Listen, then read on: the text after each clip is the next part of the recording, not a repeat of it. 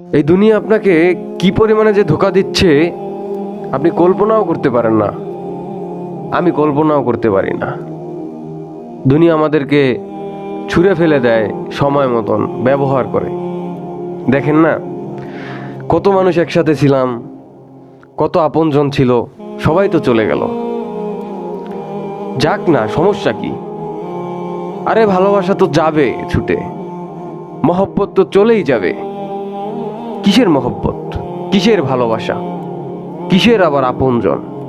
একমাত্র আপন তো আমার আল্লাহ, আমার রাসূল সাল্লাল্লাহু আলাইহি ওয়াসাল্লাম, যিনি ছাড়া আমাদের কোনো আপন নাই, আর কেউ থাকবেও না আপনার পাশে। সত্যি বলছি, থাকে না। বুঝেন নাই?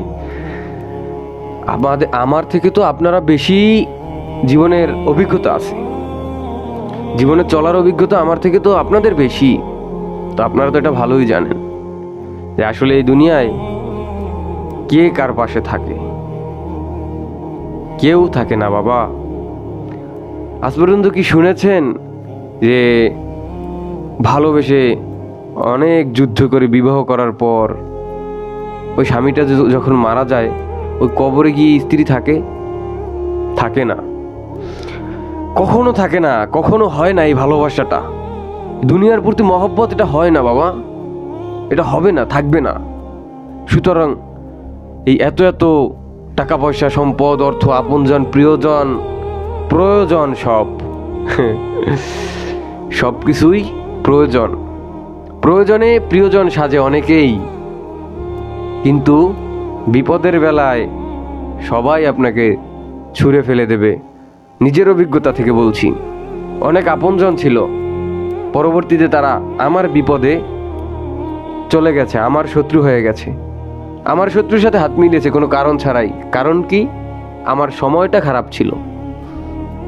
এখন সময় ভালো, অনেক আপনজন আসে, অনেক আপনজন এখন আমার ভালোবাসা প্রকাশ করে আমার সাথে, কিন্তু আমি তো তাদেরকে ওই ভাই আছো ভাইয়ের মতন থাকো, আপনজন আছো আপনজনের মতন থাকো। আগের মতন আর এখানে রাখি না, আগের মতন আর এখানে রাখি না। কারণ আমি দেখেছি বিপদে পড়ে, বিপদে কেউ কাউকে সাহায্য করে না, একমাত্র আল্লাহ ছাড়া, একমাত্র সৃষ্টিকর্তা ছাড়া কেউ সাহায্য করে না, একমাত্র রব ছাড়া কেউ সাহায্য করে না। আর একটা মানুষ সাহায্য করবে কঠিন বিপদের দিন, কঠিন মুসিবতের দিন, প্যারা নবী মুহাম্মদ মুস্তফা আহমদ সাল্লাল্লাহু আলাইহি ওয়াসাল্লাম। বুঝছেন? ওই কাল হাসরের দিনে আপনার জন্য কান্না করবে, এখনো করতেছে। সুতরাং ভালোবাসা হোক আল্লাহর জন্য, আল্লাহর রাসূলের জন্য। ভালোবাসা হবে না কোনো দুনিয়ার মানুষের জন্য, ভালোবাসা হবে না কোনো টাকা পয়সার জন্য, কোনো বাড়ির জন্য, কোনো গাড়ির জন্য। এগুলো থাকে না, ধোঁকা দিয়ে দেয়। যতই দেখেন, যতই আপনজন হোক, যতই কাছের হোক, কজন আছে খেয়াল করেন তো সেই স্কুল জীবনের কথা। স্কুল জীবনের কথাটা একটু খেয়াল করেন। কত আপনজন ছিলেন, একসাথে স্কুল ফাঁকি দিয়েছেন, আমরা দিয়েছি না? একসাথে স্কুলে যেতাম, স্কুল থেকে পালিয়ে আসতাম একসাথে। সেই বন্ধুগুলা কোথায়?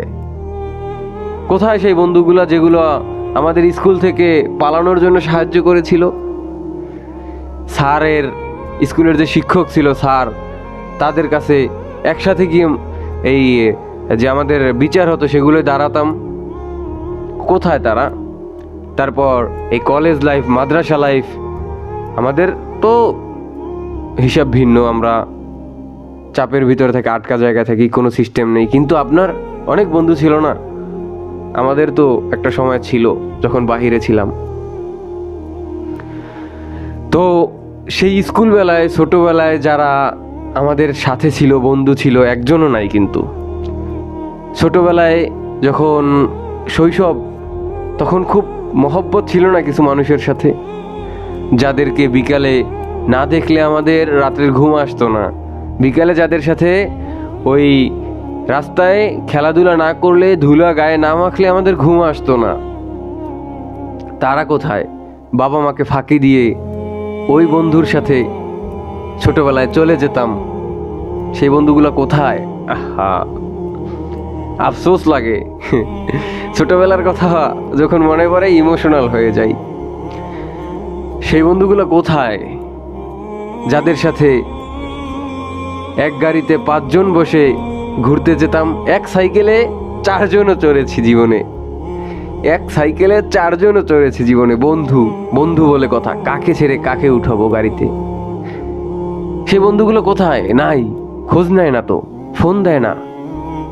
দেখা হলে বন্ধু, দেখা না হলে অপরিচিত। এজন্য লাইফটাকে গোছানোর জন্য কিছু প্রিয়জন দরকার, বুঝছেন? প্রিয়জন পাওয়া সহজ না। প্রিয়জন আমার মতন অভাগার লাইফে তো নাই। ওই যা আছে 2-1 জন, তাও ছুঁড়ে ফেলে রেখে দিয়েছে। একমাত্র আল্লাহর রহমতে আর রাসূলের ভালোবাসা নিয়ে বেঁচে আছি। আল্লাহর রহমত, এটা ছাড়া বেঁচে থাকার কোনো উপায়ই নাই আমার।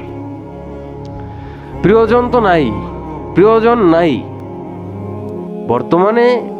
ভালোবাসার প্রিয়জন নেই, এগুলো থাকে না। শৈশবটাকে ভালোবাসি, শৈশবটাকে আজও মনে পড়ে, কিন্তু কত বড় হয়ে গেছি এটা এখনো বুঝতে পারছি। এখনো সেই শৈশবটাকে মনে করে চোখে জল আসে আমাদের। ভালোবাসি শৈশবকে, ফিরে যেতে চাই শৈশবে, কিন্তু উপায় নাই।